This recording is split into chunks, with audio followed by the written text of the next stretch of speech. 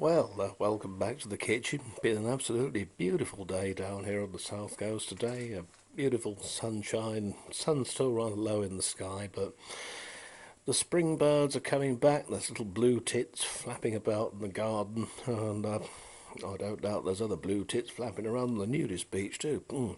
Disgusting. But got a little bit of a job on at the moment with this aging Philips 4307 tape recorder.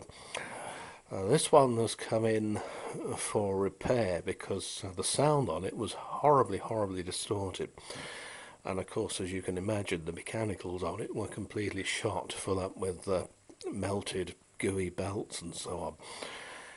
Well, getting rid of the gooey belts and all the rubber components and renewing those, it's a tedious, shitty job, but of course mechanical maladies can usually be sorted out. But the distorted amplifier was something else again. And I've been thinking about this a while now. There's a chap I know who actually does various bits on eBay, who's very knowledgeable indeed about these machines. And I've spoken to him as well, and he gave me a pointer in the right direction.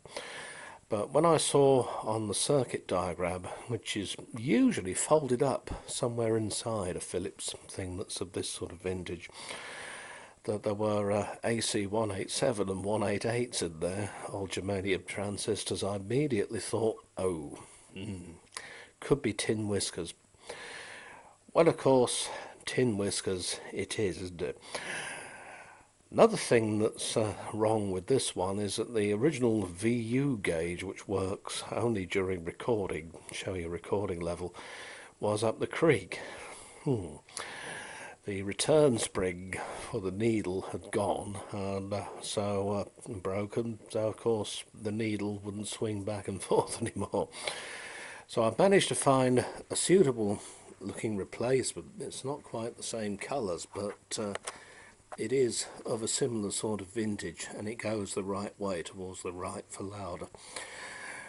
So all I'm waiting for now is the long belt for it, because I haven't got that particular belt. There's quite a long belt inside these that does the main function, if you like. Without it, it won't work at all properly.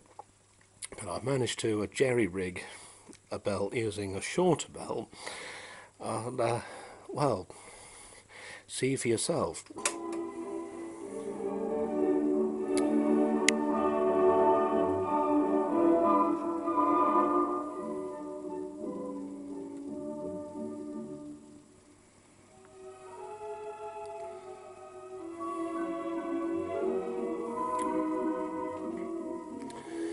Now, something else that made me think that this was a power amplifier problem rather than something completely up the chute was that when I tried playing this machine through an external amp, in this case the Philips N2407 hidden under there, everything worked. Believe it or not, it even recorded from the Philips N2407. So there was obviously nothing wrong with it except that the power amp had gone. And the cause was a little 187 transistor which lives somewhere around here, just inside. The readings, well, it either didn't read anything at all or it was thousands of ohms. So even with an AVO meter it still did funny things, so obviously that was the problem. And it just so happened that I had a 187 transistor, so I was able to do a transplant, and it's a, I think it might be a new one because it came over from the Czech Republic. And you know how it is behind the Iron Curtain. They tended to use this old kit for longer than we did, didn't they? But mind you, Philips made stuff with those transistors until the late 80s, I should think.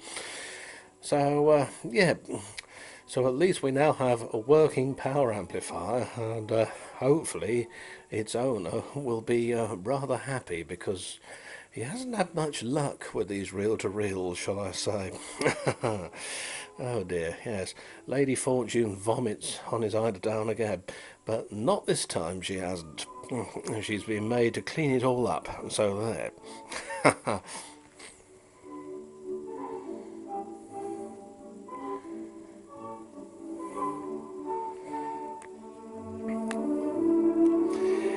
Anyway, my batteries are running low, so I must leave you and see you soon.